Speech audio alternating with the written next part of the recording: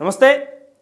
ఇన్ని రోజులుగా కాంగ్రెస్ పార్టీని అధికారంలోకి తీసుకొచ్చేందుకు పోరాడిన వారందరూ కూడా ఇప్పుడు చాలా పెద్ద బాధ్యతలు. ఎందుకనంటే ఏదైతే బీఆర్ఎస్ పార్టీ అప్రజాస్వామిక పాలన విధించి తెలంగాణ రాష్ట్రం ప్రజలు నయవంచనకు గురి చేస్తుందని చెప్పి పెద్ద ఎత్తున మీడియా వేదికల మీదకి కావచ్చు, లేకుంటే రోడ్ల మీదకి కూడా ధర్నాలు చేసినటువంటి వ్యక్తులు కాస్త ఈరోజు అధికారంకి వచ్చిన తర్వాత వాళ్ళ బాధ్యతలు పెద్దగా ఉంటాయి. దీంతో పాటుగా ప్రస్తుతం వాళ్ళు ప్రజలకు కూడా సమాధానం చెప్పాల్సిన అవసరం. ఎందుకంటే మీ కారణంగానే ఓటు వేసినాం, మీ కారణంగానే ఉద్యమంలో పాల్గొన్నాం, మీ కారణంగానే ఈరోజు తెలంగాణ రాష్ట్రం వచ్చింది. కానీ మీరు ఈ రకంగా ప్రభుత్వాలు మార్చమన్నప్పుడు మారిస్తే మా పరిస్థితి అంటే కూడా ప్రజలు అడిగే పరిస్థితి మాత్రం డెఫినెట్గా ఉంటుంది. సో ఇప్పుడు ప్రస్తుతం మనతో పాటుగా అదే బాధ్యతలు నిర్వహించి ఉద్యమంలో ఆ తర్వాత పార్టీ కోసం, కాంగ్రెస్ పార్టీ కోసం కష్టపడి ఈరోజు అధికారంలోకి వచ్చిన తర్వాత తనదైన బాధ్యతను నిర్వర్తిస్తున్నారు భవానీ రెడ్డి గారు. ప్రస్తుతం మనతో పాటు స్టూడియో అందుబాటులో ఉన్నారు. నమస్తే అండి. నమస్తే. ఎలా ఉన్నాయి కొత్త బాధ్యతలు, కొత్తగా అధికారం? Yeah, all good. ఒకంత మీరు చెప్పిందంతా ట్రూ. లైక్ డబల్ బాధ్యతలు అయితే పెరుగుతాయి. ఎట్లా అంటే ఇప్పుడు ఒక గతంలో మేము క్యాంపెయిన్ పోయిన టైంలో కానీ కాంగ్రెస్ పార్టీకి ఒక అవకాశం ఇవ్వండి అని అడగడం జరిగింది ప్రజల దగ్గరికి వెళ్ళి. ప్లస్ గత ప్రభుత్వం ఏం చేస్తుంది అనేది వాళ్ళదంతా ఎత్తి చూపడం జరిగింది. దానికి తగ్గట్టుగా మేము ఈ 6 గ్యారంటీలు ఇస్తామని చెప్పడం జరిగింది. సో అట్లా ఇప్పుడు మేము రానున్న రోజులల్లో ఆ నమ్మకాన్ని మనం నిజంగా నిలబెట్టుకుంటేనే, వాళ్ళకి ఇచ్చిన వాగ్దానాలన్నీ నెరవేర్చుకుంటూ మళ్ళీ both the development and welfare రెండు కూడా మంచిగా చేసుకుంటూ వెళ్తేనే రేపు రాబోయే లోక్సభ ఎలక్షన్స్ కానీ, స్థానిక సంస్థలు కానీ మళ్ళీ ప్రజలు అదే విధంగా ఆదరిస్తారు. సో నేను అదే చెప్తాను, డబుల్ కాదు, త్రిబుల్ కాదు, చాలా రెట్లు బాధ్యతలు పెరిగిందని అనుకుంటాను. So within no time మీకు ఒక నెగిటివిటీ క్రియేట్ అవుతుందా? ఎందుకంటే కాంగ్రెస్ పార్టీకి ఎందుకంటే పెద్ద ఎత్తున ఒక దరఖాస్తులకు సంబంధించి కావచ్చు, లైన్లో క్యూలో నిలిచబెట్టినామని చెప్పి బీఆర్ఎస్ పార్టీ నాయకులు ఆరోపించడం, తర్వాత దరఖాస్తులు కొన్ని రోడ్లు ఎక్కడం, ఇవన్నీ కూడా కొంత ఇబ్బంది కలిగినట్టు అనిపిస్తుంది పార్టీకి. అది నెగటివిటీ క్రియేట్ కావడం కాదు, అంటే గత ప్రభుత్వం వాళ్ళు చేసిన దుర్మార్గాలు. అంటే వాళ్ళు కనీసం ఏ రోజు కూడా ప్రజలల్లో మీకు ఏం అవసరము, మీ ప్రజలకు ఏం అవసరం, వాళ్ళకి ఏదైనా అందిద్దాం, పరిపాలన సుపరిపాలన దిశగా ఏమన్నా వాళ్ళ సమస్యలు ఏమైనా సాల్వ్ చేద్దాం అనేది ఏనాడు పట్టించుకోలేదు. దానికి చక్కటి ఉదాహరణ మనకి అలా లక్షలలో వచ్చిన అప్లికేషన్స్. అది వాణిలో అయితే ఏంది, ఆడ ప్రజాపాలనలో కానీ దరఖాస్తులు అవన్నీ. అంటే అవన్నీ కూడా మీరు అనేది మళ్ళీ మిస్యూజ్ అయిన అవి రోడ్డు మీద పడ్డాయని 2-3 ఏదో ఇన్సిడెంట్. దాన్ని ఏమంటా అంటే నేను వాళ్ళ అప్లికేషన్ నింపడంలో భాగంగా తీసుకుపోయి జిరాక్స్లు అవి ఇవి ఉంటాయి కదా, అక్కడ సబ్మిట్ చేసినాక వాళ్ళు ఇంటికి తీసుకెళ్లే ప్రక్రియలా పడి ఉండొచ్చు. అదైనా కావచ్చు, లేదంటే జిరాక్స్ సెంటర్లలో అక్కడిక్కడ నింపేటప్పుడు మనం కూడా ఇప్పుడు ఇంత ప్రొఫెషనల్స్ అయి ఉన్నా కూడా 1-2 సార్లు ఫెయిర్ రఫ్ అది చేస్తూ ఉంటాం. అంత మాత్రం చేత అధికారులకు ఒకసారి పోయినాక there is no chance at all. Applications అసలు బయటికి ఎందుకు వస్తాయి? అవి డైరెక్ట్ డేటా ఎంట్రీకి పోతాయి. ఆ డిపార్ట్మెంట్ డేటా ఎంట్రీ స్టార్ట్ చేస్తుంది. ఈ నెలాఖరు లోపల అవన్నీ కూడా డేటా ఎంట్రీ అయిపోవాలి. లబ్ధిదారులకు వచ్చే నెల మొదటి వారం నుంచి మనం అందజేస్తూనే ఉండాలి అనుకున్నప్పుడు why they will be go wasting like అట్లా అని కాదు. అందుకనే మేము మళ్ళీ ఒకసారి thanks for asking me such a question. It's good and thanks Tolivelugu once again. And I just made you clear and the people of Telangana also. మీరు అట్లాంటి అపోహలు పడద్దు. అన్నీ కూడా ప్రజావాణిలోకి వచ్చిన అప్లికేషన్స్, ప్రజాపాలనల దగ్గర మీ దగ్గర అధికారులు ఊర్లలోకి వచ్చి గ్రామాలలో వార్డులలో తీసుకున్న అప్లికేషన్స్ అన్నీ కూడా పొందుపరుచుకొని ఉన్నాయి. ప్రతి ఒక్కరికి రేపటి నాడు లబ్ధిదారులను ఎంపిక చేయడానికి అది మొత్తం డేటా ఎంట్రీ జరుగుతుంది. అందులోంచి తీస్తారు ఎవరెవరికి ఏదేది అర్హులు ప్రకటించిన 6 స్కీములలో. అది కాకుండా కొత్తగా రేషన్ కార్డులు కూడా ఎవరికైనా ఇచ్చేది ఉంటే అవి అన్నింటికీ కూడా ఆ డేటా చాలా యూజ్ అవుతుంది రేపొద్దటి నాడు. అది విద్యా భరోసా కానీ ఏది చేయాలన్నా కూడా అది చాలా important data and it's a crucial one. So అట్లాంటి దాన్ని దయచేసి మీరు అపోహలు పెట్టుకోవద్దు. అదంతా కూడా రాష్ట్ర ప్రభుత్వం దగ్గర భద్రంగా ఉంది. అండ్ మీకు తెలియని విషయం ఏం కాదు, ఎందుకంటే మీరు అబ్రాడ్గా చాలా కంట్రీస్ తిరిగి వచ్చారు, మీకు తెలియని విషయం ఏం కాదు. సో ప్రైవసీ, వ్యక్తిగత ప్రైవసీ అనేది చాలా అట్మోస్ట్ ఇంపార్టెంట్. సో మన ఇన్ఫర్మేషన్ని బయటికి పొక్కకుండా మనం దాచుకోవాల్సిన బాధ్యత ఏదో ఉంటే ప్రభుత్వం మీద కూడా ఆ రకంగా ఉంటుంది. 1,20,00,000 అప్లికేషన్లు వచ్చినాయి. దానిలో చాలా వరకు కూడా కొన్ని చోట్ల చూస్తే ప్రైవేట్ వ్యక్తుల నుంచి ఇప్పుడు కంప్యూటరైజ్ కోసం మీరు 30,000 మంది రిక్రూట్ చేసినట్టుగా వార్తా కథనాలు చూస్తున్నాం. అంటే ఒక ప్రైవేట్ పర్సన్ దగ్గరికి వ్యక్తుల యొక్క గోప్యమైన సమాచారం అందించడం అంటే ప్రభుత్వం ఎంత చర్చింది, ఏం చెప్తుంది, మీ చిత్తశుద్ధి ఏంటి దీన్ని? అందులో ఇయ్యకూడని గోప్యమైన ఈ పెద్ద ఏమీ లేవు అందులో. అంటే మీకు రేషన్ కార్డు ఉందా లేదా, ఎస్ఆర్టీకి మీరు గతంలో ఏమన్నా పథకాలు అమలవుతున్నాయా లేదా, ఎస్ఆర్నో, అంటే మీకు ఎన్ని ఎకరాలు ఉంది, ఏముంది, దానికి సంబంధించిన విషయాలు అవి ఎవరైనా సరే ఇప్పుడు మరి అన్ని దానిలలో అవుట్ సోర్సింగే ఉంటుంది. ఒక రక్షణకు సంబంధించిన అట్లాంటివి ఏమన్నా ఉంటే as I would say that అది అట్ మోస్ట్ ఇంపార్టెంట్. అట్లాంటివన్నీ ప్రైవేట్ వాళ్ళకి ఇవ్వద్దు అని. ఇప్పుడు ఎక్కడైనా సరే, ఇప్పుడు టీచర్లలో అంత అవుట్సోర్సింగ్ స్టాఫ్ అయినా, మెడికల్ స్టాఫ్ అంతా అవుట్సోర్సింగ్ అయినా, మొత్తం అంతటా లెక్చరర్స్ అంతటా అంతే. సో ఇప్పుడు అంటే గత ప్రభుత్వాలు అట్లా చేసి తీసుకొచ్చినాయి. ఇప్పుడు డేటా ఎంట్రీ చేసినంత మాత్రం బయటికి పోనీయరు. ఎట్లా పోనిస్తారు? విజిలెన్స్ ఉంటుంది దాని మీద, అంత సర్వైలెన్స్ ఉంటుంది. It's hard. అట్లా పోయి ఆ డేటాను ఏదో తీసుకొని ఒక ఫోన్ నెంబర్ ఏదైనా ఉంటే పోతుందేమో, దానివల్ల ఆ బ్యాంకర్స్ ఏమైనా లోన్లు ఇస్తామని కాల్ చేస్తారు తప్ప దాంతో పెద్దగా జరిగేది ఏమీ ఉండదు. నాకు తెలిసి అందులో మనం బ్యాంక్ డీటెయిల్స్, అందులో ఏం అకౌంట్ నెంబర్లు అవి ఇవి అయితే ఏం నింపుతలేము. సో నేను అనేది ఏంటంటే it will be secured and వాళ్ళ మీద అంచలంచల సెక్యూరిటీ అయితే ఉంటుంది. సో ఈ రోజుతో మీ ప్రభుత్వం 35 రోజులు పూర్తి చేసుకుంది. పూర్తిగా 7వ తారీఖున ముఖ్యమంత్రిగా రేవంత్ రెడ్డి ప్రమాణ స్వీకారం, ఆ తర్వాత 30 రోజుల పరిపాలన, 7వ తారీఖున 30 రోజులు పూర్తి, ఈరోజు 35 రోజులు కొనసాగుతున్నారు. సో మీకు మీరు ర్యాంకింగ్ ఇచ్చుకోవాలంటే అవుట్ ఆఫ్ 100 ఎంత ఇచ్చుకుంటారు మీ ప్రభుత్వం? డెఫినెట్గా చాలా, అసలు ఎన్నో రోజులు చేయాల్సిన పరిపాలన నెల రోజులనే చూపిస్తూ ఉన్నారు. అంటే ఒకప్పుడు మనం అనుకున్నాం అనమాట, అంటే బంగారు తెలంగాణ అంటే ఇట్లయితుంది అట్లయితుంది, అది జరగాలి ఇది జరగాలి అనుకున్నదన్నీ కూడా ఇప్పుడు ఒక పట్టాల మీదకి వచ్చేసింది. అది ఇప్పుడు జరుగుతుంది అసలైన తెలంగాణ ఇప్పుడు అని మాకు అనిపిస్తూ ఉంది. చూడండి, అధికారులను బదిలీ చేయడం విషయంలో కానీ అందరినీ కూడా అందులో మళ్ళీ నచ్చని వాళ్ళని మరి అట్లా అనొద్దు, సామాజిక కోణంలో న్యాయం చేయడం కానీ, అంటే స్ట్రిక్ట్ ఆఫీసర్స్ వాళ్ళ ట్రాక్ రికార్డ్ చూడండి మీరు. అట్లా డెఫినెట్గా అవన్నీ ఏమన్నా జరిగినా ఏమన్నా ఉంటే బయటికి తీయాలి. మీరు చూసిండ్రు కదా నిన్న అతన్ని తీసుకొచ్చిండ్రు వారి, అంటే తప్పులు ఎందుకు స్పేర్ చేయాలి, తప్పు చేసి ఎందుకు తప్పించుకోవాలి? చట్టాలకి అందరూ ఒకటే కదా, ఎవరమైనా సరే we should obey the law and we should abide it, అదే చెప్తాం మేము. సో అట్లా అదొకటే కాకుండా ఇప్పుడు చూసిండ్రా 6 గ్యారంటీలలో ఆల్రెడీ 2 అమలైనాయి, ఇంకా 2 అమలు చేసే దిశలో పోతున్నాం, ఇంకో 2 మళ్ళీ ఫస్ట్ నుంచి అమలైతాయి. అంటే పరిపాలన కొనసాగుతుంది. దాంతోపాటు పెట్టుబడుల కోసం వివిధ కంపెనీలు వస్తున్నాయి. మళ్ళీ ఈ summit, world economic forum straight forward question ఏంటంటే అవుట్ ఆఫ్ 100 మీరు ఎంత ర్యాంకింగ్ ఇచ్చుకుంటారు? డెఫినెట్గా 100 ఇచ్చుకుంటాం. మా పార్టీ మాదే అండ్ ఇన్ని ఏళ్ళు కష్టపడ్డాం, మంచి చేయాలి అనే ఉద్దేశంతోనే ఉన్నాము. ఒకవేళ మీరు ఏమైనా తగ్గించి ఏమైనా మార్కులు ఇచ్చినా మేము మమ్మల్ని మేము మార్చుకుంటూ, ఓకే మీరు కూడా భాగమే కాబట్టి, ప్రజలు ఉన్నప్పుడు అందరు భాగమే కాబట్టి మీకు నచ్చే విధంగా కూడా మంచి చేయాలనే చూస్తాం, 100 తెచ్చుకోవాలనే చూస్తాం. భవన్ రెడ్డి గారు, గతంలో కూడా మీరు చూసారు ఏంటంటే తెలంగాణ రాష్ట్రం ఏర్పడిన తర్వాత కూడా మొదటి 5 సంవత్సరాలు పసిగుడ్డు ప్రభుత్వము, ఇక్కడ చిన్న ప్రభుత్వం ఇంకా ఇప్పుడిప్పుడే కుదుటపడుతుందని కేసీఆర్ సమాధానం చెప్పారు. 2018 నుంచి 23 వరకు ఈ పాలన చూస్తే ఏదో జరుగుతుందని పథకాల పేరిట నోటికొచ్చిందల్లా మాట్లాడారు తప్ప పూర్తి స్థాయి గ్రౌండింగ్ జరిగిందనేది ఈరోజు కూడా సమీక్ష పెట్టలేరు. సో 10 సంవత్సరాలు గడిచిపోయింది, తెలంగాణ రాష్ట్రం ఏర్పాటు చేసుకున్నాం. అప్పులు చూస్తే 6,17,000 కోట్లు, సుమారుగా 7 లక్షల కోట్లు చేరినట్టుగా తెలుస్తోంది. మరి 7 లక్షల కోట్ల అప్పులు, 10 సంవత్సరాల కాలం, ఇదంతా ముందస్తు ప్రణాళిక కోసం రూపొందించాల్సిన బాధ్యత కాంగ్రెస్ పార్టీ మీద ఉంటుంది. కానీ ఇంకా మాటికి 2014 నుంచి 23లో ఏం జరిగింది, రివ్యూలు, శ్వేతపత్రాలు కండక్ట్ చేయడాలు, అధికారులు ఇవన్నీ కూడా ఈ తతంగం మొత్తం కూడా గతంలో రకంగానే మీరు చూస్తారు తప్ప ముందస్తు ప్రణాళిక అనేది కాంగ్రెస్ పార్టీ దగ్గర ఏమైనా ఉందా? Well, again a good question from you, నేను let me answer for that.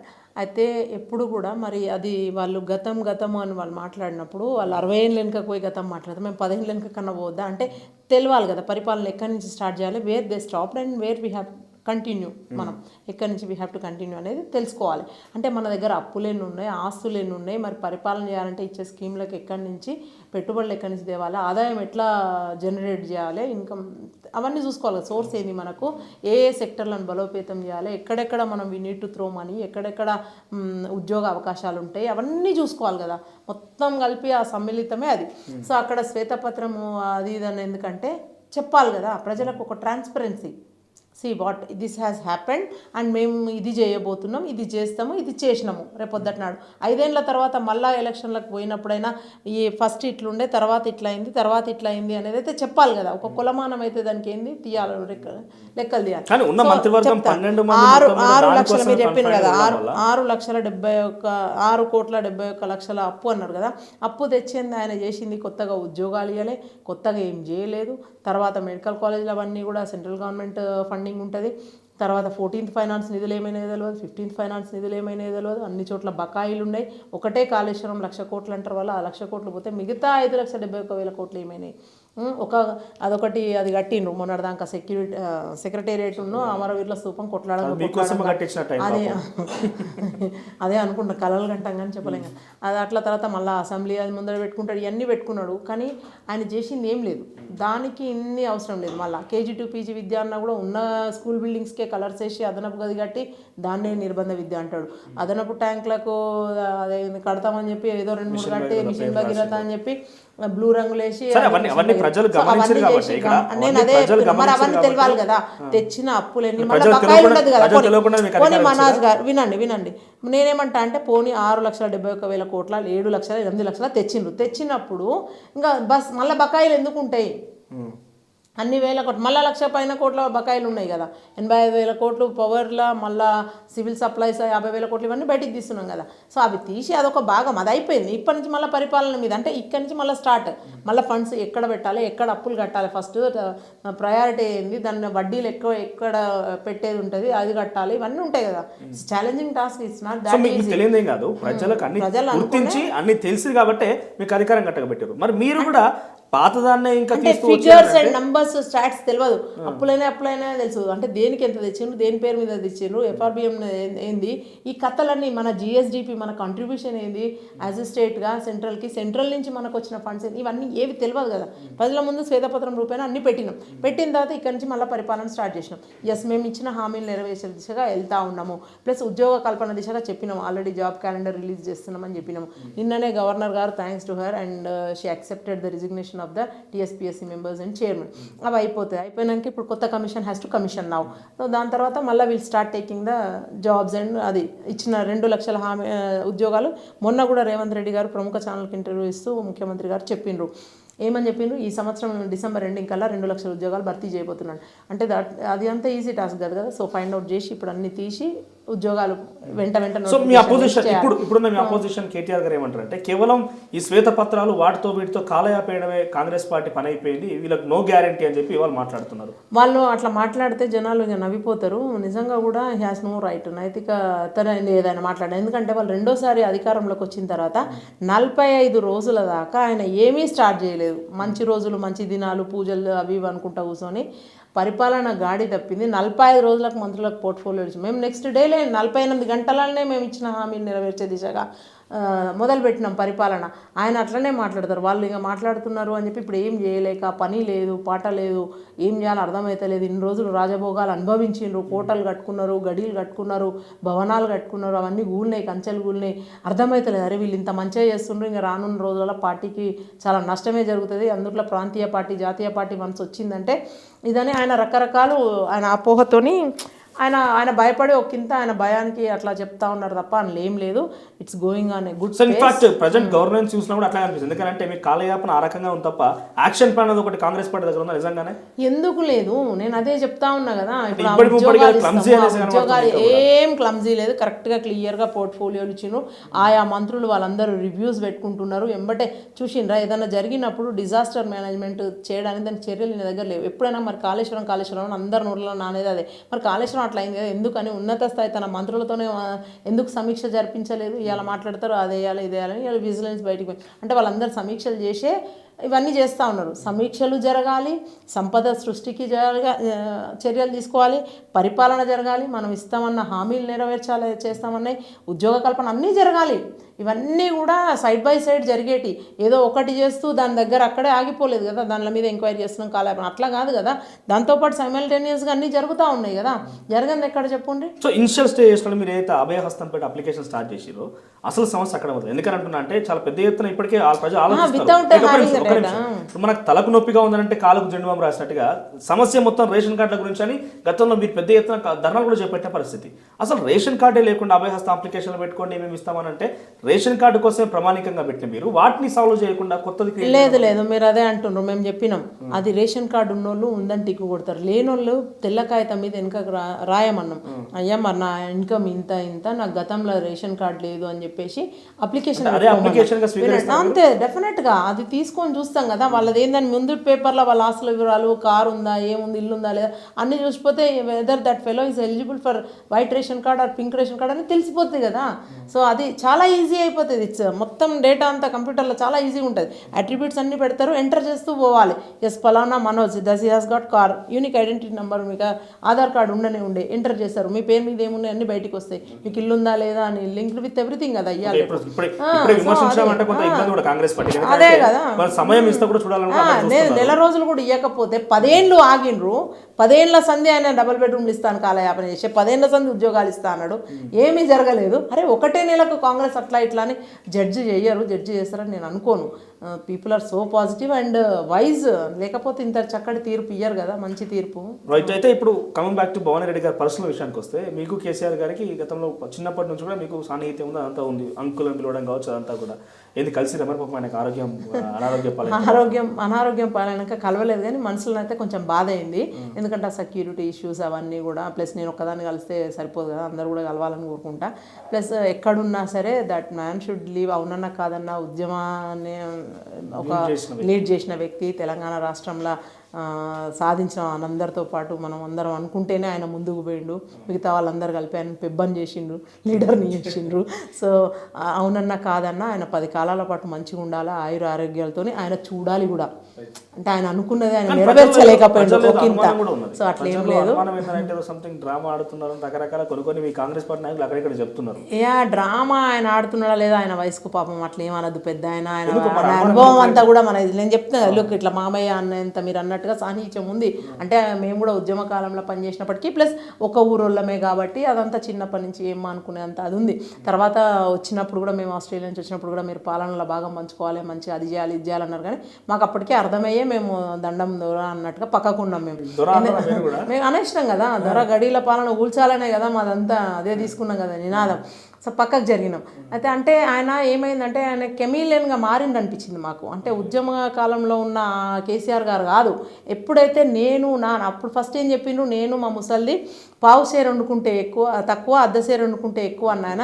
మళ్ళీ లండన్ నుంచి అమెరికా నుంచి వాళ్ళందరూ దిగుబడి వచ్చిండ్రు కదా, రవాణా అయిన తర్వాత అప్పుడు మాకు అనుమానాలు అనమాట. అక్కడి నుంచి అల్లుళ్ళు, బిడ్డలు, అనుంగు సోదరులు వాళ్ళందరూ వాళ్ళే వచ్చి పరిపాలనలా వినోద్ రావు, సంతోష్ రావు, హరీష్ రావు, కేటీ రావు, కవితారావు అంతా వాళ్ళే కదా. సో ఒక ఫ్యామిలీ నుంచి అట్లా అనేసరికి కించిత్ బాధ అయింది. అయితే డ్రామాలు చేసడం కవితకు తెలుసు. ఎప్పుడైతే ఈడీ నోటీసులు అనగానే ఆమెకు ఎన్నో దగ్గర పెయిన్ వస్తుంది, ఆమె బాగాలేనంటది, వాళ్ళని రిక్వెస్ట్ పెడుతుంది, నేను నెక్స్ట్ టైం హాజరైతా అంటది. ఎప్పుడైతే ఈయన జన్వాడ ఫామ్ హౌస్ గురించో డ్రగ్స్ కేసు గురించో రావాలి ప్రజల ముందుకి, లేదంటే గన్ పార్క్ దగ్గరికి రండి మేము ఛాలెంజ్ చేస్తే ఆయనకు అది కాలేదో ప్రాబ్లం అయ్యి సినిమాలు చూసుకుంటా పెడతాడు ఓపెన్గా. How shame it is. అంటే నువ్వు రాష్ట్రాన్ని అట్లా వదిలేసి, గాలికి వదిలేసి కాలుకు దెబ్బ తగ్గిందని డ్రామా చేసుకుంటూ అట్లా వాళ్ళు చేస్తుండొచ్చు, కానీ కేసీఆర్ మీద ఆ రెస్పెక్ట్ ఎవరికి పోదు. ఓకే, వ్యక్తిగా ఆయన చేయాలనుకున్నది చేయలేదు, మేము వస్తే మంచిగా చేస్తామని చెప్పగలిగినాం ఆయన. కేసీఆర్ నువ్వు లంగా దొంగ బద్మాష నేను తిట్టలేదు, కానీ ఇట్లా చేసి ఉంటే బాగుండేది అనే దాని మీద చెప్పి వాళ్ళ ఫెయిల్యూర్స్ని జనాలకు చూపించగలిగినాం. ఈ వందిమాగదులు అయితే ఆయన వెనకాల ఉండి తప్పులు చేసిండు ఇవన్నీ చూపించగలిగినాం. ప్లస్ అట్లనే ఒక హోప్ క్రియేట్ చేయగలిగినాం. కాంగ్రెస్ పార్టీ వస్తే what better we could do అనేది చెప్పగలిగినాం జనాలకి. సో అది జనాలు ఇవాళ రేపు చెప్పినాం కదా, యంగ్ ఓటర్స్ అందరూ 20-30 lakhs ఉన్నారు. They are the deciding factor and decide చేసిండ్రు, చక్కటి మ్యాండేట్ ఇచ్చిండ్రు, వాళ్ళని ప్రతిపక్షంలో ఉండమన్నారు. వాళ్ళకు తెలంగాణ రాష్ట్రం ఏర్పడిన 2014 ఎన్నికలు జరిగితే టీఆర్ఎస్ పార్టీ తెలంగాణ ఒక ప్రత్యేక రాష్ట్రం కోసం ఏర్పడ్డ పార్టీకి 63 స్థానాలు వచ్చినాయి. ఇప్పుడు 2023 ఎన్నికలు జరిగితే మీకు అదే తరహాలో 65 స్థానాలు కట్టబెట్టంటే తెలంగాణ ఈక్వల్స్ టు ఒక అత్యంతగా ప్రేమించారు కాంగ్రెస్ పార్టీ. అంతకుమించి మీకు మీ మీద ఆశలు కూడా ఉంటాయి, మరి ఆశలు నెరవేర్చాల్సిన బాధ్యత కూడా ఉంటుంది కదా. డెఫినెట్గా ఉంటుంది. ముందే చెప్పిన ఇంటర్వ్యూ స్టార్టింగ్ క్వశ్చన్ అనేది నెరవేర్చాల్సిన బాధ్యత ఉంటుంది, చాలా బాధ్యతాయుతంగా కూడా ప్రవర్తించాల్సిన ఉంటుంది. అందరూ కూడా మా మంత్రులు అయినప్పటికీ, మా ఎమ్మెల్యే అయినప్పటికీ ఒళ్ళు పళ్ళు కళ్ళు అన్ని మనసు మైండ్ నోరు మాట దగ్గర పెట్టుకొని పనిచేయాల్సిన పని ఉంటుంది. ఇది నేను ఎక్కడైనా చెప్తా, including me. Beyond the party line నేను మాట్లాడడానికి లేదు, ప్రభుత్వానికి అగెనిస్ట్గా మనం మాట్లాడొద్దు. Let's give some time. నిజంగా మీరు అనుకున్న కాంగ్రెస్ పార్టీ చేయలేని రోజు, ఎస్ నన్ను మీరు అన్నారు ఫెరోషియస్ లీడర్ అన్నారు, ఉద్యమకారిన ఏమో, నేనే వెళ్ళి అడుగుతా. I have that right. మనం మరి ఇది చెప్పినాం, మరి రేపు పొద్దున internal democracy as you said చాలా బాగుంటుంది కాంగ్రెస్ పార్టీలో. అందరూ కూడా మంచిగా పనిచేస్తున్నారు, కొంచెం టైం ఇస్తే ఇంకా మంచిగా చేస్తాము. కేటీఆర్ గారు ఇప్పటికే ప్రతిపక్ష లీడర్గా తన వంతు పాత్ర పోషిస్తున్నారు. ఎందుకంటే చాలా ఇక్కడ చూసినా కూడా అది అని చెప్పారు, పెద్ద ఏమంటారు, ఇక ఏం లేదు, ఇక అయిపోయింది కాంగ్రెస్ పార్టీ మాదే అన్నట్టుగా ప్రతిపక్ష పాత్ర పోషిస్తున్నారు ఆయన. ఈరోజు మాట్లాడిన మాట ఏంటంటే, దేశంలో కేసీఆర్ కన్నా ఎక్కువ కష్టపడలేదు, కేసీఆర్ తన రక్తాన్ని రంగరింకరించి తెలంగాణ రాష్ట్రాన్ని తీసుకొచ్చని చెప్తున్నారు. దానికి ఏం సంబంధం? అవు ఇక నదులకు నడక నేర్పుతాడు, ఆయన్నే అప్పులు తెస్తాడు, ఆయన్నే ఎగ్గబెడతాడు, ఆయన్నే కడతాడు. ఇక కాళేశ్వరం అది గట్లయిపోయింది, చెప్పుకోవడానికి ఇప్పుడు ఏది లేకుండా అయిపోయింది పాపం. వాళ్ళు చేసింది గదే. సో ఆయనకి ఇప్పుడు కేసీఆర్ అనే మాట తీయకపోతే పూట గడవని పరిస్థితి. జనాలు ఇప్పుడు చీదరించుకుంటున్నారు. కేటీఆర్ అనేట ఆయన ఆరోగెన్సీ వల్లనే ఇట్లా జరిగింది అనేది ఒకంత, కవిత కొఠారి వల్లనే ఇట్లా జరిగిందని ఒకంత, హరీష్ రావు చేసే అన్యాయాలు అరాచకాలు దానివల్లనే ఇట్లా అయింది. అందరు కలిసి వెరసి కేసీఆర్ని అలా సెంటర్లో దోషం చేసి కూర్చోబెట్టిండ్రు. పాపం ముఖ్యమంత్రి కుర్చీలో ఆయన ఉన్నాడు, మిగతా అంతా వీళ్ళే చేసిండ్రు. ప్రేమ పుత్రవాత్సల్యం అనేటిది వచ్చినప్పుడు మనం వెనకటికి చదువుకున్నాం, రాజులు రాజ్యాలే కూలిపోయినాయి, వీళ్ళెంత చరిత్రలో నియంతలు గొప్ప గొప్ప వాళ్ళే పోయినరు. సో అట్లాంటిది ఇప్పుడు ఆయన పేరు కోసం ఆయన ఉనికిని కాపాడుకోవడానికి ఒకంత, ఇంకా తండ్రి పేరు తప్ప ఇంకా వాళ్ళకి ఏం లేదు చెప్పుకోవాల్సింది. సో అది చెప్పుకుంటూ తిరుగుతున్నాడు. సరే అదేన్ని రోజులు ఇంకా తండ్రి ఉన్న రోజులు తండ్రి చేస్తున్నాడు, ఎప్పుడో ఏదో చేసినామని ఇంకా తప్పదు ఇప్పుడు. Right, coming back to personal Bhavan Reddy విషయానికి వస్తే, అధిష్టానం నుంచి వచ్చేటువంటి నాయకులను ప్రసన్నం చేసుకోవడం కోసం తహతహలాడుతున్నట్టున్నారు ఈ మధ్యలో. ఏం లేదు, అట్లేం లేదు. నేను ఎక్కడన్నా చూసిండ్రా మీరు, నేను ఎవరిని ఎక్కడ కలవను, ఎక్కడికి పోను. నాకు ఇచ్చిన రోల్ రెస్పాన్సిబిలిటీ. ఇవాళ గాంధీ భవన్లో ప్రెస్ మీట్ ఉంది అంటే మీరు అనేది మాకు ఉంటుంది, ముందే రోస్టెడ్ ఉంటుంది. ఒక రోజులో 5, ఒక రోజు 5. ఆ రోజులలో నా డే ఉంటే నేను పోతాను. ఇంకొక రోజులో ఎవరైనా అవైలబుల్ లేరు, పోనీ ఏఐసిసి నుంచి ఎవరైనా వస్తే, if language is the constraint for them, నేను I could speak little bit of Hindi and I'm good at English నేను అనుకుంటా. సో తెలుగు భాష మీద though my medium of instruction is English. Telugu భాష మీద కూడా అంతే పట్టుంది, ఎందుకంటే ఒక పల్లెటూరు నుంచి వచ్చినా నేను. సో అందుకని మాట్లాడగలుగుతా, కన్వే చేయగలుగుతా అనుకున్నప్పుడు, ఏదైనా సబ్జెక్ట్ వైజ్ మాట్లాడాలనుకున్నప్పుడు, ఈ స్టాట్స్ అండ్ నంబర్స్ మాట్లాడాలనుకున్నప్పుడు నన్ను పిలిచినప్పుడు వాళ్ళతో కనిపిస్తా. అంతకు తప్ప నాకు ఇది ఇవ్వండి అంతెందుకు. ముఖ్యమంత్రి అయినాక రేవంత్ రెడ్డి గారు ముఖ్యమంత్రి అయినాక అన్నను 3 సార్లు కలిసిన, ఎక్కడన్నా చూపించండి ఫోటో ఉందా, నేను ఏమన్నా అడిగినట్టన్నా చూపించాను. అంటే నాది వేరు, నా కాన్సెప్టే వేరు. అంటే చక్కన వెళ్తా, అరే ఇది అన్నారు మనోజ్, ఇది అన్నారు, ఒక మంచి అది ప్రతిపక్షంలో ఉన్న కేటీఆర్ అది అంటున్నాడు, oh we have to take that point, అన్నా ఇది తీసుకోవాలి మనం అని చెప్పి నేను వచ్చేస్తా. మిగతా మర్చిపోతా. అవును నేను పోయినప్పుడు, అవును నేను ఇది అడుగుండొచ్చు కదా అన్న, మరి నాకెందుకు ముఖ్యమంత్రి అయినా మాకేదని ఇవ్వని, అరే అడుగుండాల్సిందే నాకు అనిపిస్తుంది. కానీ బట్ మనం అందరం వీఆర్ ఆల్ మెచ్యూర్డ్. వచ్చేటిది వస్తుంది, ప్రసన్నం చేసుకున్నంత మాత్రం అట్లా చేసుకోవాలంటే ఇంక అందరికి ఇప్పుడు పార్టీ వచ్చిందని మస్తు మంది వస్తారు. అందరికి వస్తాయా? ఎవరెవరి కాంట్రిబ్యూషన్ బట్టి, వాళ్ళ స్థాయిని బట్టి, వాళ్ళ ఇదిని బట్టి వస్తాయి. నా వరకు వచ్చే వరకు నాకైతే నమ్మకం ఉంది, హామీ ఉంది. మీరు అడిగే నెక్స్ట్ క్వశ్చన్ కూడా నేను చెప్తా ఉన్నా, ముందే నాకు తెలుసు. సో మీరు అడిగే 6th క్వశ్చన్ కూడా ఐ కెన్ గెస్. అందుకనే నేను స్పోక్స్ పర్సన్గా ఎన్నికైనా ఐ వాజ్ దేర్. అదే అవన్నీ చెప్తాను. అంటే అడగడంలో తప్పు లేదు, నేను అడగలేదు. ఒకంత ఏమైంది సోషల్ ఇంజనీరింగ్లో సిద్దిపేట టికెట్ మీరు ఆల్రెడీ కంటెస్ట్ చేసిండ్రు, రెండోసారి కూడా ఇయ్యాలి టికెట్ అనేది ఉదయపూర్ డిక్లరేషన్ ఉంది. అయినప్పటికీ కూడా సోషల్ ఇంజనీరింగ్లో వీఆర్ లూజింగ్ దిస్. వాళ్ళు బీసీలు 32 అడిగిన, మనం 27 ఇవ్వగలుగుతున్నాం ఎట్ దిస్ టైం. మీరు కొంచెం ఈ ఒక్కసారి కామ్గా ఉంటే నెక్స్ట్ టైం మీకు అవకాశాలు వస్తాయి. మళ్ళీ రిజర్వేషన్ అది కూడా పాస్ అయింది. రిజర్వేషన్ సెన్సస్ ఏది చూసుకున్నా, అటు గజ్వేల్ కానీ మా పార్లమెంట్లో సిద్దిపేట కానీ మంచిగా నా అదృష్టం అయిందో మహిళా రిజర్వ్డ్ కాబోతున్నాయి. సో ఫ్యూచర్లో పెద్ద లీడర్ అవుతావు, దక్షిణాదిన ఉత్తరాదిన చూసుకుంటే ఇక్కడ నేను మాట్లాడతా, అక్కడ నువ్వు మాట్లాడతావు అని చెప్పి నన్ను చాలా రకాలుగా బుజ్జగించిండు. ట్రబుల్ షూటర్, ట్రిపుల్ షూటర్, రకరకాల పేర్లు ఉన్నాయి ఆయనకి. మీ సొంత నియోజకవర్గం గజ్వేల్లో చూసినా కూడా కేసీఆర్ గారు ముఖ్యమంత్రినే ఓడగొట్టిండు మనలు కామారెడ్డిలో. లేదు బీట్ చేయగల శక్తి భవన్ రెడ్డి దగ్గర ఉందా? నేను చెప్తా వినండి. అంటే నేనేమంటున్నా అంటే, ఒకసారి మనం చెప్పిన వాళ్ళు చేసిన తప్పిదాలు, మన మేనిఫెస్టో అండ్ వేవ్ అన్నీ కలిపి వచ్చినాయి. ప్లస్ జనాలు కూడా 2 times కంటే ఎక్కువ మ్యాండేట్ ఇయ్యరు. కానీ ఆడ 40 ఏళ్ళ వాళ్ళ రాజ్యం నడబట్టి. పోయినసారి పోయినా కదా అందరూ అనుకున్నారు, కొత్తగా వచ్చినావు కదా చూస్తామమ్మా, నేను యూజ్ చేస్తామన్నారు. ఈసారి నాకు అవకాశం రాలేదు. మేబీ నేను పొయ్యి ఉంటే వాళ్ళు ఆదరించే వాళ్ళేమో, పాపం ఆడబిడ్డ ఇంత తిరుగుతుంది, ఓకే ఓడగొట్టలేకపోయినా నెక్ టు నెక్ అన్న వచ్చి నా కాన్స్టిట్యున్సీ నాకు మిగులుతుంది కదా. ఇంకొకరైతే ఇప్పుడు అక్కడికి వెళ్ళిండ్రు కదా, నా కాన్స్టిట్యున్సీ నేను లూజ్ అయినా కదా. ఓకే దేవుడు అనుకూలించి, మన లక్ అనుకూలించి, దేవుడు కన్నించి ఏమన్నా జరుగుతాయి అద్భుతాలు అనుకున్నప్పుడు, నాది రిజర్వ్డ్ అయినప్పుడు ఆ సీట్ నాకే వస్తుందో ఇంకెవరు ఏదో తెలియదు. తర్వాత అనేదానికి టుమారో ప్రామిసెస్ నథింగ్. బట్ ఈ రోజు అయితే నా దగ్గర ఉన్న నా సీట్ అయితే పోయింది కదా. నేనైతే మంచో చెడో పోయినా, గౌరవప్రదంగా పోయినా, ఓ మూతడు మందు పోయకుండా, రూపాయి ఇవ్వకుండా ఫేర్ ఎలక్షన్ చేసినా నాకు 14,000 మంది నన్ను యాక్సెప్ట్ చేసిండ్రు. అన్ని 4 పార్టీల నుంచి పోయిన అభ్యర్థిని ఒక్కదాన్నే ఇల్లు తిరిగి ఓటాడుకున్నా, ఎవ్వరు రాలే. మీరు చెప్పిన పెద్ద తలకాయలు ఏ పార్టీ వాళ్ళు రాలే. నేనే దండం పెట్టుకుంటూ పోయినా, నా పాంప్లెట్ తీసుకొని పోయినా, మీ మీడియా చూపించలే, నన్ను పేపర్ వాళ్ళు రాయలే నా గురించి. ఎందుకంటే Harish Rao again you side ఒక స్టాల్ వాట్. సో సో ఒక మహిళ ఏం చేయగలుగుతుంది అనుకుంటే తిరిగిన అంతే, దండం పెట్టుకుంటా ఆ ఓట్లు వచ్చినాయి వాళ్ళ కోసమైనా నేను సిద్దిపేట పోతూనే ఉంటా. అండ్ నన్ను అడిగినప్పుడు కూడా అదే చెప్పిండు, నువ్వు కామ్గుండు, ఈసారి ఓడిపోతే మాత్రం పక్కన పెట్టే పరిస్థితి ఉంటుంది, రెండోసారి ఓడిపోతే నిన్ను ఎవరేం చేయలేరు, సో నువ్వు మంచిగా ఉన్నావు కాబట్టి మాట్లాడుతూ ఉండు, ఇది చిన్న పొజిషన్ కాదు, రాష్ట్రమంతా తిరుగుని నాకు అధికార ప్రతినిధిగా ఉన్నప్పటికీ మళ్ళీ ప్రచార కమిటీ జాయింట్ కన్వీనర్ ఇచ్చిండ్రు, చాలా పెద్ద పొజిషన్ అది, పొంగులేటి శ్రీనివాసరెడ్డి గారికి ఇచ్చిన పొజిషన్, అట్లాంటి పొజిషన్ ఇచ్చి నన్ను గౌరవించినప్పుడు పార్టీకి లాయల్గా నేను పనిచేసిన, అంతే రెస్పెక్ట్తో ఉంటా. మీరు ఏ టైంలో అడిగినా కూడా నేను పార్టీ లైన్లోనే మాట్లాడతా, పార్టీకి అంతే లాయల్గా ఉంటా. సో డెఫినెట్గా పదవులు వస్తూనే ఉంటాయి, అవి అందరినీ అకామిడేట్ చేస్తారు, చాలా పదవులు ఉంటాయి. ఇప్పుడు మీకు తెలుసు కదా, అటు పార్టీ పదవి అయితే ఉంటుంది, ఆర్గనైజ్ అట్లానే కాదు, రాజుకు దలుచుకుంటే దెబ్బలకు అనే కంటే కూడా ఇవ్వాలనుకున్నప్పుడు మనం మందిలో ఏడ కూర్చున్నా మనోళ్ళు వడ్డిస్తే మనకు బొక్క దొరుకుతుంది, అది ఒకటి సామెత కూడా ఉంటుంది. సో రేవంత్ రెడ్డి అన్న గారికి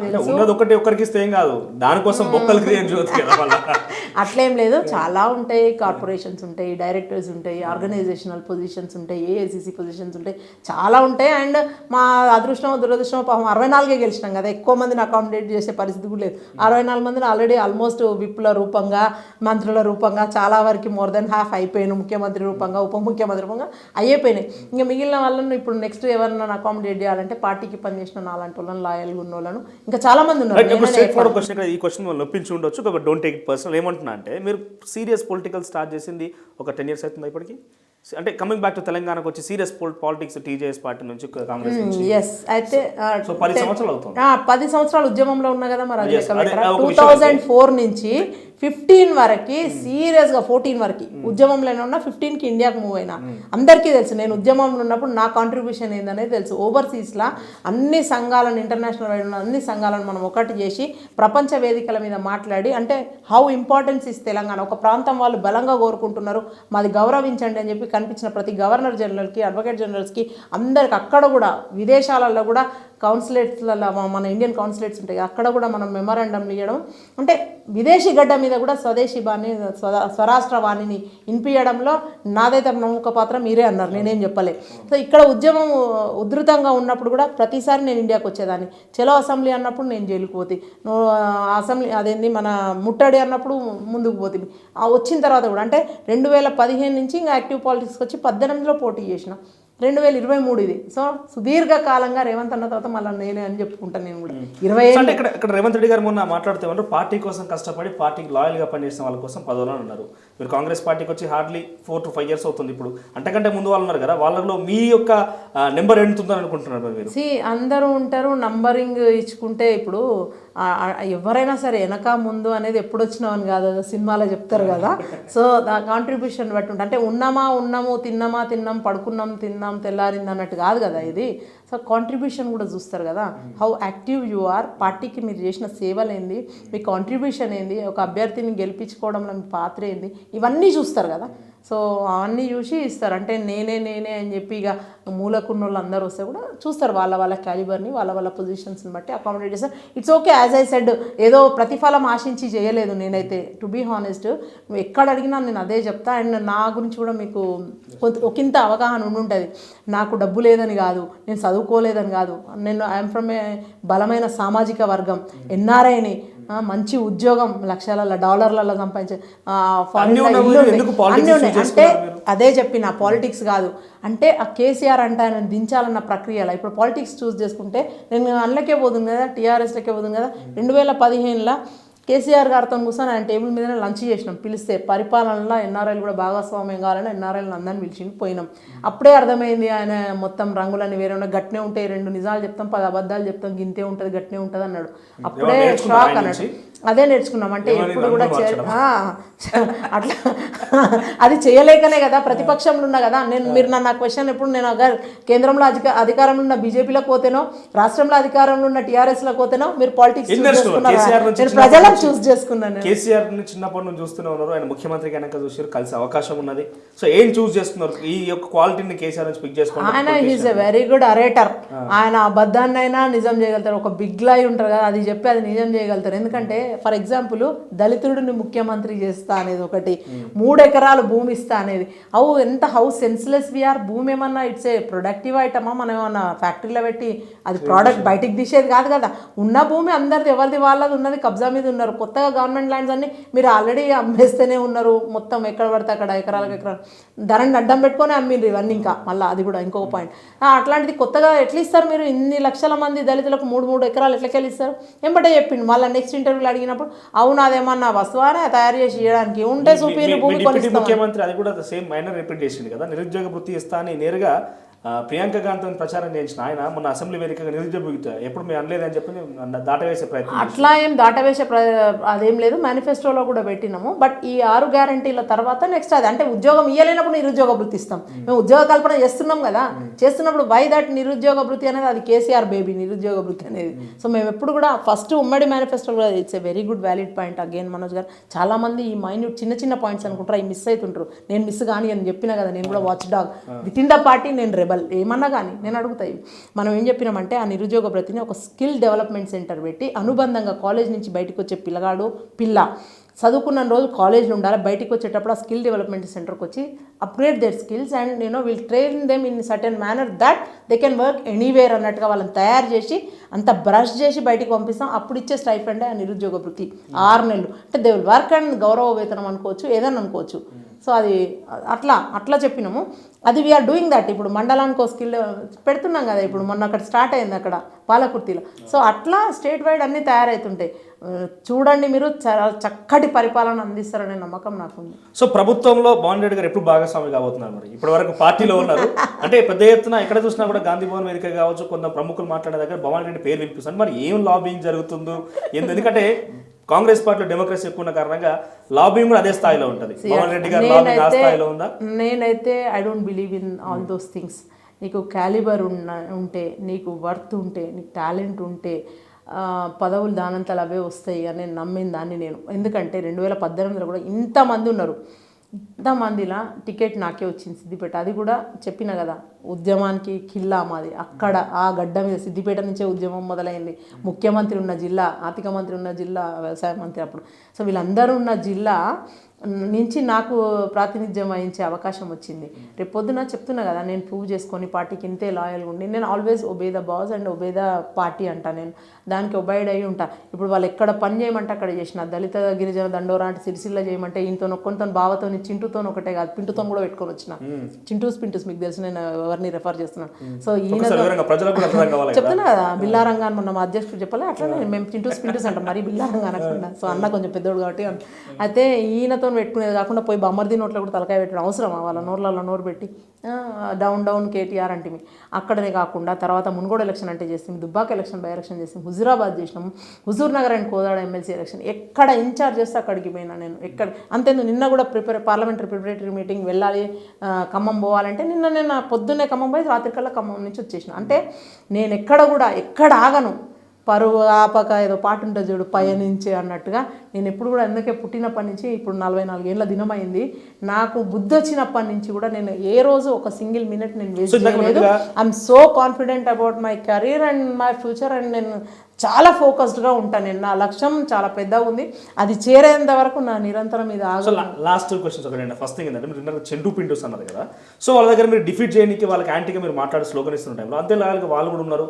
మాకు తెలుసు కదా భవానీ రెడ్డి గారు అంతే లాయల్గా ఉంటే తను ఏ ఇబ్బంది పెట్టదని వదిలేసిరా మిమ్మల్ని. ఎందుకంటే అంత పెద్ద ఎత్తున మీద యాంటీగా కానీ ఎక్కడ బీఆర్ఎస్ పార్టీ నాయకులు కానీ లేకపోతే బీఆర్ఎస్ పార్టీలో ఆ స్థాయి నాయకులు కానీ మీకు యాంటీగా మాట్లాడడం ఎక్కడ చూడలేదు నేను. తెలుసా, గౌరవం ఎందుకు చెప్పన్నా, నాలెడ్జ్, సెన్సిబుల్గా మాట్లాడతా. గతంలో వాళ్ళతో నేను కూడా ఉద్యమంలో కలిసి పనిచేసిన. అంటే ఒక జెన్యూన్ ఇంకెవ్వరు లేరు, ఆ ప్యూరిటీ ఉన్న ఉద్యమ నాయకులు ఎవరు లేరు. అంతా బీటీ బ్యాచ్ అయిపోయింది, అందరు అయిపోయినారు. ఉద్యమం పేరు మీద డబ్బులు సంపాదించుకున్న వాళ్ళే ఉన్నారు, కానీ నాలాగా డబ్బులు పెట్టి ఇల్లు అమ్ముకొని జనాలకు పెట్టేటోళ్ళు ఎవరు లేరు. మీరు చూడండి, అందరికేమో పెరుగుతూ ఉంటే ఏమో తగ్గుతూ ఉంటాయి. సో ఈవెన్ డూయింగ్ బిజినెస్లో ఉన్నా కూడా అయితే వాళ్ళేమో 2014 వాళ్ళ ఆస్తులు ఎన్ని, 2018 వాళ్ళ ఆస్తులు ఎన్ని, 2023 that will decide your graph and what type of leader you are. అదొకటి. అదే కాకుండా నేను ఎక్కడ కూడా అనవసరంగా వాళ్ళని ఎవరిని కూడా పర్సనల్ విషయాలు నేను తీయను. ఇప్పుడు మీరు మాట్లాడినరు కేసీఆర్ గారి గురించి కూడా నేను అంతే ఇదిగా మాట్లాడిన. ఒక మాజీ సీఎంకి ఇచ్చే రెస్పెక్ట్ ఇచ్చిన మా ప్రాంతంని రిప్రజెంట్ చేసిండు. అక్కడ ఒక మల్లన్న సాగర్ కట్టిండు, రంగనాయక సాగర్ కట్టిండు, అన్ని సాగర్లు కట్టిండు. రేపు పొద్దున అవునన్నా కాదన్నా పోయేటప్పుడు ఆడ కనిపిస్తుంది మాజీ అంటే నేను చెప్పేది నుండి అంటే ఆ ప్రాంతంకి ఏదో చేయాలని చూసుకున్నాడు ఆయన. అది రివర్స్ బ్యాక్ ఫైర్ అయింది. అంటే ఆయన కేవలం ఎవరి మాట వినకుండా నేను చేస్తా అనడం వేరు, నేనే చేస్తాను నాకే తెలుసు అనడం అది వేరే మూర్ఖత్వం. సో అట్లా టర్న్ అయ్యిండే తప్ప కేసీఆర్ గారి గురించి మీరు ఎక్కడన్నా చూడండి నెగటివ్ని ఎప్పుడో మాట్లాడండి. వీళ్ళ గురించి కూడా మాట్లాడినప్పుడు పాలసీల గురించే ప్రశ్నిస్తా. ఈవెన్ హరీష్ రావు గారు అయినా సరే ఆయన వేదికల మీద మాట్లాడేటప్పుడు సోదరిమణి భవానీ రెడ్డి గారు అంటారు. పొలిటికల్గా చాలా ఉంది, ఆయన నన్ను చాలా రకాలుగా బదనాం చేసిండు, ఆయన గెయిన్ కావడానికి మమ్మల్ని వేరే రకంగా మస్తు మాట్లాడిండు, అది వేరు. కానీ నేను ఎప్పుడు కూడా నేను నా సభ్యత సంస్కారాన్ని మంచి చదువుకొని మంచి ఫ్యామిలీ నుంచి వచ్చినాం, బయటికి పోయినాం, ఇదేనా మన సంస్కృతి అనిపిస్తుంది. పర్సనల్ అటాక్స్ చేయను, అందుకని అందరికీ నచ్చుతుంది. ఈవెన్ మీరు అన్నట్టుగా ఇంకోటి చెప్తాను, మీరు అన్న పదవే కనుక నాకు వస్తే, మీరు చెప్పినట్టుగానే మీ అందరి విషెస్ నిజమై నాకు వస్తే అభినందించడంలో వాళ్ళు కూడా ముందు వరుసలు ఉంటారు కావచ్చు. నేను అంటానట, ఎందుకంటే ఒక పర్సన్ని తీసుకుంటానులా నేను అడుగుతా నీదేంది, నీ కాంట్రిబ్యూషన్ ఏందని అడుగుతా. అదే మల్లారెడ్డి గారు ఉన్నారు, మీరు తెలుసు అమెరికా ఆటా వేదికలో మల్లన్న కూర్చోబెట్టి ఆయన శాఖ గురించి నిలదీసిన. ఎర్రబెల్లి దయాకర్ రావు గారు ఉన్నారు, ఎవరన్నా మంత్రులను అంత గట్టిగా కడిగిన మహిళలు ఉన్నారు, మహిళలు అందుట్లో మళ్ళీ విదేశీ గడ్డ మీద వాళ్ళంతా తీసి అడిగిన నువ్వేం చేస్తావు, నీ శాఖను ఏం చేసినావు అని. అంటే నేను సబ్జెక్ట్లో అంత ఇండెప్త్గా ఉంటాను. నేను నన్ను నాకు ఆన్సర్ చెప్పలేరు వాళ్ళు, నన్ను ఇంకా అనలేరు కూడా అనలేరు. So what is your biggest support అంటే ఏం ఆన్సర్ చేస్తారు? రేవంత్ రెడ్డి ఉండడం కారణంగానే భవానీ రెడ్డి కాంగ్రెస్లో ఎంతటి స్థాయికి ఎదగలిగిందా, లేకుంటే ఓన్గా మీరు కృషి కారణమే అంటారా? అట్లా ఏం లేదు. యాజ్ ఐ సెడ్ మనం కష్టపడుతూ పోతే I never believe in luck. మళ్ళీ ఒకటి let me reiterate, I always believe in hard work. ఒక చిన్న కుగ్రామం మారుమూల పల్లె నాగిరెడ్డి పల్లె అనే ఊరు నుంచి ఒక 10 కిలోమీటర్లు మళ్ళీ బస్సు ఎక్కిపోయి ఒక సెయింట్ జాన్స్ హై స్కూల్ అనే స్కూల్లో చదువుకొని ఆన్ నుంచి హైదరాబాద్ వచ్చి మళ్ళీ జాబ్ చేసి సిద్దిపేటలోనే పోయి ఆర్టీసీలో జాబ్ చేసి ఎవరు అడుగుపెట్టని మహిళలు అడుగుపెట్టని రంగంలో నేను అడుగుపెట్టి ఆటోమొబైల్ లాంటి సబ్జెక్ట్ చూస్ చేసుకొని మెకానికల్ ఇంజనీరింగ్ చేసి క్యాంపస్లో నా కెరీర్ ఎందుకు చెప్తున్నా అంటే తెలవాలి మీకు, అంటే ఎంత నేను ఇట్లుంటా డెడికేటెడ్గా పనిచేస్తాను. ఆడ నుంచి మళ్ళీ మాస్టర్స్కి ఆస్ట్రేలియా పోయి అక్కడ గవర్నమెంట్ కంపెనీ ఎలక్ట్రిసిటీ కంపెనీలో 10 సంవత్సరాలు చేసి మళ్ళీ ఇండియాకి వచ్చి నేను మళ్ళీ civil side construction side set అయ్యి మళ్ళీ ప్రజాసేవలకు వచ్చి, అంటే నాకు చూస్తే కూడా ఎక్కడ కూడా ఒక్కరోజు ఒక దినం ఎక్కడ ఆగలేదు. ప్రయాణం ఇది నిరంతరం అన్వేషణ, దేని గురించో తెలియదు, ఏదో చేయాలన్న తపన. సో అవన్నీ కూడా గుర్తిస్తారు. రేవంత్ రెడ్డి గారు కూడా సేమ్, ఆయన కూడా చూడండి 10 ఏళ్ళు ప్రతిపక్షంలో 10 ఏళ్ళు ఉద్యమంలో ఆయనది కూడా సేమ్, రేవంత్ అన్నది కూడా. అంటే మేము అందరం కూడా అంతే. ఎందుకు ఫెరోషియస్గా ఉంటారు మీరంటే ఎప్పుడు కూడా తప్పు చేయను నేను. అప్పు చేయమంటే చేస్తామేమో కానీ తప్పు చేయను నేను. అది కూడా పంచడానికి సరిపోకపోతే ఎలక్షన్ చేయడానికి అది కూడా. సో రెండింటికి భయపడతా, అప్పుకు తప్పుకు పోలీస్ స్టేషన్కి దీనిలోకి అన్నింటికి కూడా మేము దూరం. అంటే ఏదైనా 10 ఇచ్చి మంచి స్నేహం కొనుక్కోవాలి, 10 ఇచ్చి చెడు స్నేహం వదిలించుకోవాలి, ఆ కాన్సెప్ట్లోనే ఉంటాను నేను. ప్లస్ జనాలకు ఏదైనా అన్యాయం జరిగినప్పుడు నేనున్నా అంటూ ముందుకు పోతా. ఎక్కడైనా సరే చూడండి, ఎక్కడైనా ఏదైనా జరిగిందంటే నేను ఉంటా. భవానీ రెడ్డి అంటా. కాలేజ్ డేస్లో కూడా అంతే, ఆవాజ్ దో ఇంకా మేకే అనుకుంటా కారిడార్లలో అదే పని, కాలేజ్ స్టూడెంట్ లీడర్ని. సో అట్లా అన్ని కలిసి చాలా ఉంది. అంటే మా ఊర్లల్లో పల్లెలల్లో చెప్పినాం కదా, అవన్నీ వాళ్ళందరినీ చూస్తూ అవన్నీ వింటూ గద్దర్ గారి పాటలకు ప్రభావితమై ఒకంత. అందుకే సాహిత్యం మీద దాని మీద మంచి పట్టు ఉంది. రాయలేదు ఎప్పుడు ఆ టైం లేక, కానీ లేకపోతే మంచి కవిత్వం అట్లా ఆసువుగా వదులుతా అనమాట. సో ఇప్పుడు కూడా అదే చెప్పిన కదా, దాన ధర్మాలు చేసి అన్నీ పోయినాయని. 300 ఎకరాలు పట్టాం, అది పోయింది మొత్తం అయిపోయి 10 ఎకరాలకు వచ్చినాం. ఇంకా ఏముంటుంది ఇప్పుడు పోవడానికి, ఉన్న 10 ఎకరాలు పోతుంది అంతే కదా. అప్పుడు నాలెడ్జ్ ఉంది, ఏం లేదు. నాకంత అది కూడా చెప్తున్నా కదా, నేను ఆల్రెడీ కారు ఉంది, బంగ్లా ఉంది, దేశాలు తిరిగినా, అన్నీ చూసినా, మొత్తం అయిపోయినాయి. అదే చెప్తా, ఒక పద్యం చెప్తా లాస్ట్లో. దానము సేయ గోరిన వదాన్యునకి ఇయ్యగ శక్తి లేనిచో వేరొక చోటు నుండైనను తెచ్చి ఈబును మేగుడు అంబుదికి పోయి జలంబులను తెచ్చి నొసంగడే వాన సమస్త జనం ఉల్లసిల్లగన్. ఆ పద్యం ద్వారా నీతి ఏంటంటే, నాలాంటి వాళ్ళు ఏం చేస్తారంటే దానం చేయాలనుకుంటాం, అయిపోతుంది, అయిపోయినాక ఇంకెవరినన్ను అడుగుతాం, మనోజ్ 10 రూపాయలు గల అవసరం అంట జరిగలుగుతారని. అది అట్లా, అది ఎట్లా అంటే మేగుడు అంట సముద్రానికి పోయి తీసుకుంటాడు కదా, ఎవాపరేషన్ కండెన్స్, మీకు తెలుసు ప్రాసెస్. అట్లా మళ్ళీ తిరిగి తీసుకొని వాన ఎట్లా జనాలకి ఇస్తాడో అట్లా చేస్తాం తప్ప ఎప్పుడు కూడా సంపాదించాలి డబ్బులే ఇంత ప్రామాణికం అనుకుంటే మస్తు కోట్లు పోగేద్దాం. సో ప్రజా జీవితంలో ఉన్నాం. అన్ఫార్చునేట్లీ అది ఒక్కటి దేవుడు ఎందుకో నాకు మమకారం ఇయ్యలేదు. డబ్బు అనేది లీస్ట్ అనమాట, దాన్ని మనం సంపాదిస్తాం, అది మనల్ని డామినేట్ చేసేది ఏందనే దాంట్లో ఉంటా. సో అదే దానికి ఆ బ్యాక్గ్రౌండ్ మీరు లెఫ్ట్ అన్నారు, మేబీ అదేమో దానిలో లోపల నిగూఢంగా ఉందేమో. నాకు తెలిసి క్యాంపస్లో సీట్ రాకపోతే నేను కూడా అట్లా అడవుల బాటలో పోదునేమో, మరి తెలియదుగా. ఇప్పుడు అదే జరుగుతుంది. అంటే కొన్నిసార్లు మనం ఎదిగే క్రమంలో మనకు కరెక్ట్ ఫుడ్ స్టెప్స్ పడ్డాయి అనుకోండి, కరెక్ట్ వేలోనే పోతాం. సో అట్లా సో బిగ్గెస్ట్ సపోర్ట్ నుంచి వచ్చారు, మంచి బ్యాక్గ్రౌండ్ ఉంది. At the same time Congress పార్టీలో ఇప్పుడు చాలా కీలకంగా ఉన్నారు. Anyway wishing all the best. ఏం జరగబోతుందో చూడాల్సి ఉంది.